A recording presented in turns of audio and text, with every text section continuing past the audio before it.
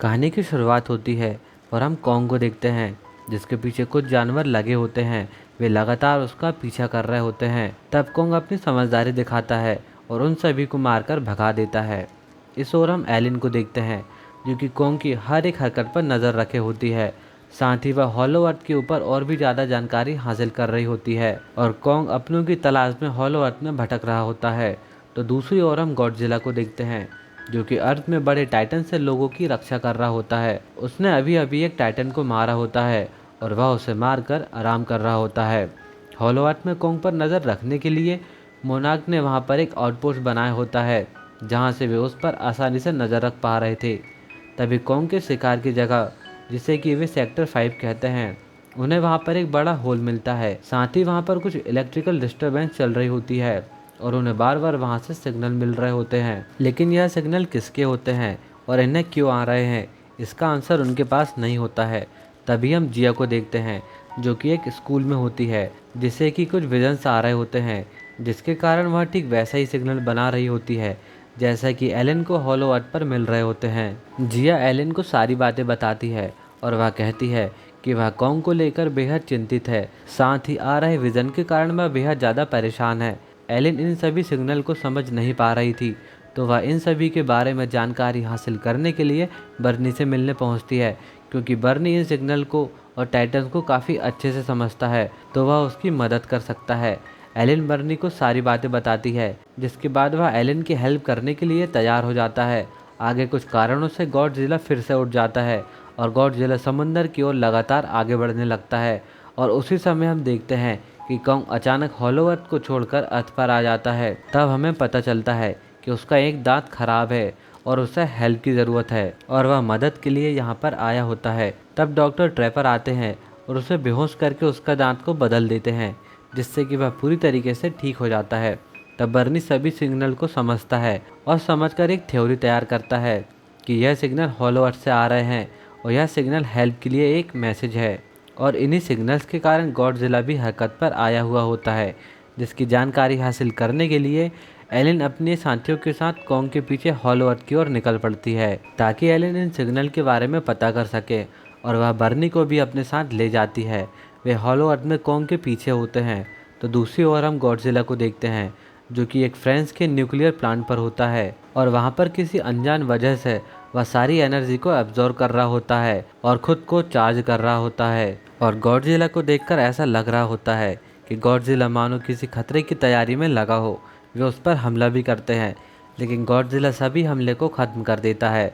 इस तरफ हम एलिन को देखते हैं जो कि अपने आउटपोस्ट तक पहुंचती है, जिसे कि किसी ने पूरी तरीके से बर्बाद कर दिया था और ऐसा वहां पर पहली बार हुआ था और यह सब कॉन्ग ने नहीं किया था, इसलिए वह यह देखकर बेहद ज़्यादा हैरान थे। आगे कॉन्ग सेक्टर 5 में जाता है जहां उसे अपने पूर्वजों के स्कल्स मिलते हैं और वह आगे बढ़ता है और बढ़कर एक अजीब ही दुनिया में पहुंच जाता है जहां उसे एक छोटा सा गोरिल्ला मिलता है। और कुछ समय बाद कुछ गोरिल्ले उस पर हमला कर देते हैं, जिन्हें कि वह मारकर भगा देता है। वह छोटा गोरिल्ला जिसका नाम सूको होता है, शुरुआत में कॉन्ग को पसंद नहीं करता है, लेकिन वे धीरे धीरे दोस्त बन जाते हैं। आगे सूको कॉन्ग को लेकर अपने कबीले पहुंचता है, जहां पर सूको, उसकी फैमिली और ढेर सारे गोरिल्ले होते हैं, जिस पर स्कार किंग नाम का गोरिल्ला राज करता है। वह बेहद खतरनाक और बेरहम होता है। तब स्कार किंग कॉन्ग को चुनौती देता है, दोनों के बीच लड़ाई होती है। तब स्कार किंग अपने द्वारा कैद एक प्राचीन टाइटन जिसका नाम शीमो होता है, जिसे कि वह एक जादुई पत्थर के कारण कैद करके रखा हुआ था, वह उसे आदेश देता है कि वह कॉन्ग पर हमला करे। और ना चाहते हुए भी सूमो को कॉन्ग पर हमला करना पड़ता है, जिससे कि कॉन्ग घायल हो जाता है। तब सूको कॉन्ग को वहां से भगा ले जाता है, लेकिन कॉन्ग की कुल्हाड़ी वहीं पर रह जाती है। स्कार किंग अपने गोरिल्ले को कॉन्ग के पीछे भेजते हैं, लेकिन सूको और कॉन्ग मिलकर उन सभी को मार देते हैं। लेकिन अब कॉन्ग की हालत काफ़ी ज़्यादा ख़राब होती है और वह लड़ने के लायक नहीं था और उसे यहाँ पर हेल्प की ज़रूरत होती है। दूसरी ओर हम गॉडजिला को देखते हैं जो कि समंदर में लगातार आगे बढ़ रहा होता है और उसकी नज़र एक टाइटन टाइमूथ पर होती है, जहाँ पर पृथ्वी का सबसे बड़ा एनर्जी सोर्स होता है। गॉडजिला उस पर हमला करता है और वह उसे ख़त्म कर देता है और वहाँ की सारी ऊर्जा एब्जॉर्ब करने लगता है। इधर हम एलिन को देखते हैं जिसे कि ठीक वैसे ही सिग्नल मिल रहे होते हैं। तब जिया उन्हें एक पहाड़ की ओर लेकर जाती है जहाँ उन्हें इंसानी सभ्यता के निशान मिलते हैं। तभी कुछ लोग उन्हें पकड़कर अपने कबीले तक लेकर जाते हैं और ये लोग ईवी सभ्यता के लोग होते हैं जिनका संबंध जिया से होता है। यहाँ वे ईवी सभ्यता की रानी से मिलते हैं। आगे रानी सभी को बताती है कि वे इमरजेंसी मैसेज उन्हीं के द्वारा यहाँ पर भेजे गए थे।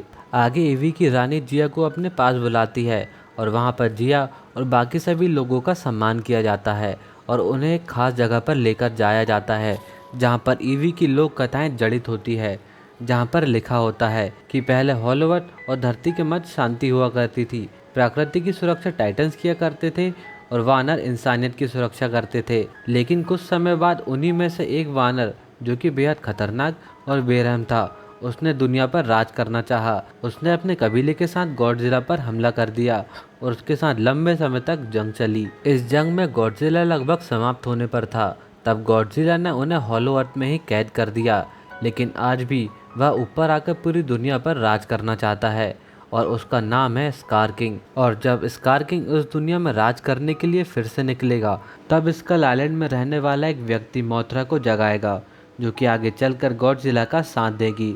और जिया स्कल आइलैंड में रहने वाली एक लौती ईवी होती है। इस तरफ कॉन्ग बेहद घायल होता है और वह जैसे तैसे एलिन तक पहुंचता है। तब डॉक्टर ट्रैपर उसकी जांच में लग जाते हैं। इधर इसकी खबर स्कार किंग को लगती है और वह शीमो को आज़ाद करता है और उसके साथ कॉन्ग की ओर आगे बढ़ता है। ट्रैपर कॉन्ग के हाथ की जांच कर उसे ठीक कर देता है और उसे एक आयरन का हाथ लगा देता है, जिससे कि अब वह और भी ज़्यादा शक्तिशाली हो गया था। मेका गॉडजिला से लड़ाई के बाद मोनार्क संस्था ने गॉडजिला को और भी ज़्यादा पावरफुल बनाने का तय किया था और उस समय एक बेहद ही शक्तिशाली हाथ बनाया गया था और यह वही आर्म होता है। तभी सुको वहाँ पर आता है और वह सभी को बताता है कि स्कार किंग यहाँ पर आने वाला है। यहाँ पर कॉन्ग को अब हेल्प की ज़रूरत होती है ताकि वह स्कार किंग से लड़ सके, जिसके लिए वह अर्थ पर जाता है ताकि वह गॉडजिला की मदद ले सके। लेकिन ऐसा करना उसके लिए आसान बिल्कुल नहीं था, क्योंकि गॉडजिला उसका जानी दुश्मन होता है। इस तरफ हम ईवी के सभी लोगों को देखते हैं, जो कि जिया को एक रस्म के लिए आगे भेजते हैं ताकि वह मोथरा को जगा सके, जो कि आगे जाकर गॉडजिला के सारे पोर्टल को बचा सके। जिया रस्म को पूरी करती है और तभी मोथरा जाग जाती है और वह तुरंत गॉडजिला की ओर निकल पड़ती है। इधर कॉन्ग गॉडजिला को समझाने में लगा होता है कि वह दुश्मन नहीं है, बल्कि दुश्मन नीचे से आने वाला है। लेकिन गॉडजिला कॉन्ग की कोई बात नहीं सुनता है और दोनों आपस में लड़ने लगते हैं। दोनों के बीच बेहद खतरनाक लड़ाई होती है और गॉडजिला कॉन्ग को मारने ही वाला होता है। तभी मोथरा वहाँ पर आती है और वह गॉडजिला को रोकती है।